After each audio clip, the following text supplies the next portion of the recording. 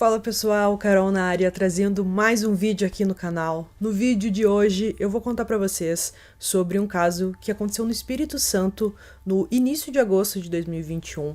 Eu acredito que é um caso que chocou muito a população, principalmente da região, quando ficaram sabendo desse caso.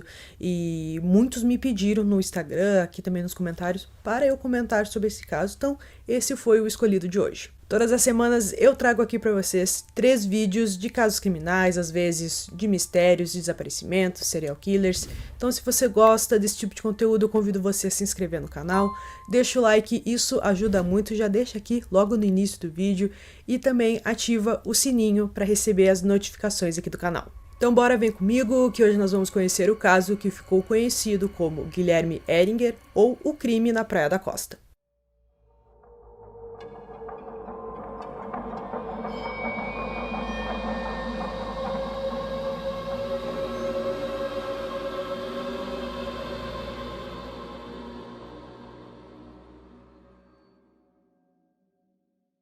Guilherme Heringer César, de 22 anos, morava na Praia da Costa, em Vila Velha, no Espírito Santo, com seus pais, Paulo de Oliveira César, de 68 anos, e Raquel Heringer César, de 61. Seu pai era médico urologista e pastor de uma igreja evangélica na Praia da Costa. Na madrugada do dia 4 de agosto de 2021, o Guilherme mandou uma mensagem para um de seus familiares dizendo que fez uma besteira. Como era muito tarde, o familiar se preocupou um pouco com aquela situação e como o Guilherme não respondeu mais as mensagens, ele ligou várias vezes, mas o Guilherme não atendia o telefone.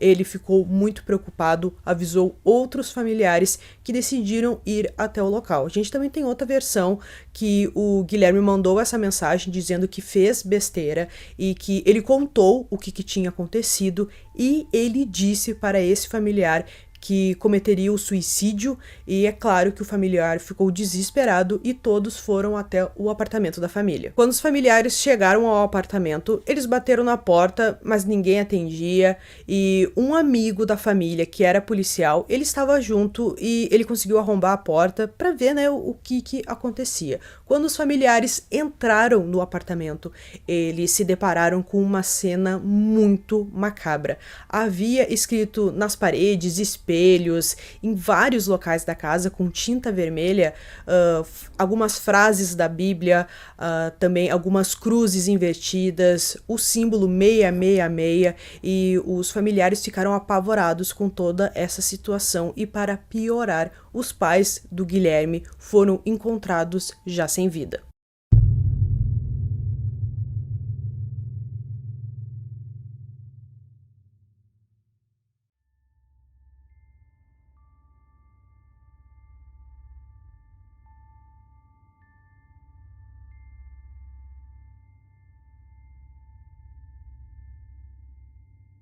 Festejai o céu, o diabo desceu até vós, pouco tempo lhe resta. Assim escreveu o Guilherme em um dos lugares da casa. Essa frase é referente ao capítulo 12 do livro do Apocalipse.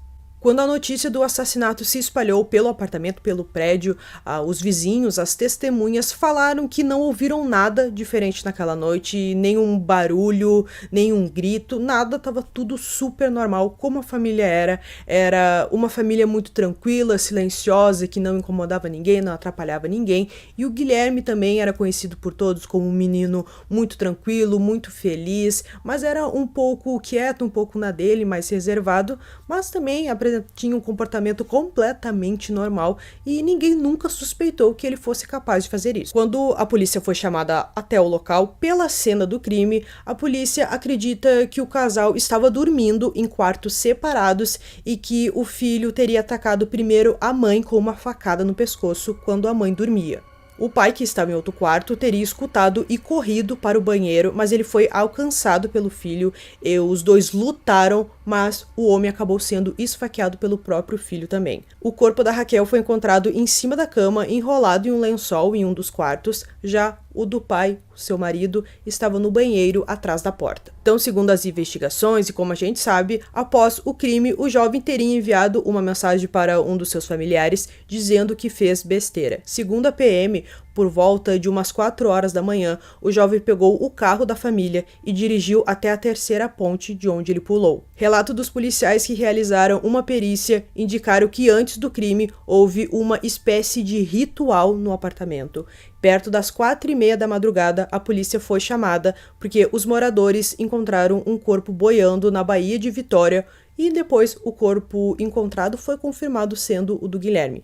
Então a investigação da polícia começou de trás para frente, encontrando primeiro o corpo do Guilherme e depois eles foram até o apartamento e encontraram os corpos já sem vida dos seus pais. Como eu falei, o Paulo, além de ser médico, ele também era pastor em uma igreja e a família dele toda frequentava essa igreja, a sua esposa e também o Guilherme, e o líder religioso dessa igreja dizia que o Guilherme, era um garoto normal, nunca apresentou nada, como eu falei para vocês, frequentava a igreja de uma forma normal, sempre com a sua mãe e, nunca apresentou nenhum comportamento diferente, estranho. Além do Guilherme, o casal tem uma filha que mora no Canadá e esse líder religioso dessa igreja que eles frequentavam conversou com a jovem e assim, é claro, como todos, ela ficou sem chão com a notícia.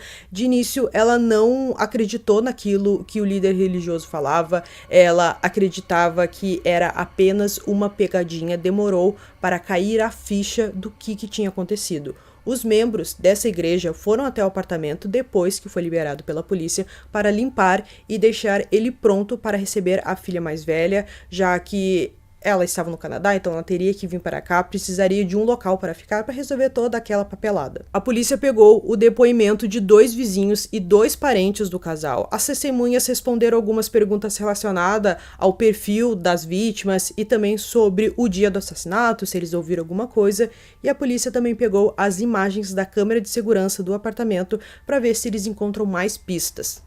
Segundo a Polícia Civil, o caso foi registrado como duplo homicídio com uso de arma branca e foi encaminhado para o DHPM porque uma das vítimas era do sexo feminino. A polícia disse que a arma utilizada no crime e também um notebook do suspeito foram apreendidos e encaminhados à perícia. A gente fica pensando, o que levou o Guilherme a cometer esse crime, por que ele matou seus pais, depois tirou a própria vida? O Guilherme, ele foi diagnosticado com transtorno bipolar cerca de 1 ano antes do crime e com a chegada da pandemia, ele também ficou mentalmente muito instável. Ele fazia faculdade de medicina também, igual a sua irmã, que já era formada, só que ele teve que se afastar um pouco da faculdade, ele realmente não estava se sentindo bem, estava passando por um período bem complicado ano passado, devido à pandemia e tudo mais, mas esse ano ele estava melhor, estava se sentindo melhor, já tinha retornado à faculdade e parecia que estava tudo bem. Segundo o médico psiquiatra e presidente da Associação de Psiquiatria do Espírito Santo, Valdir Campos,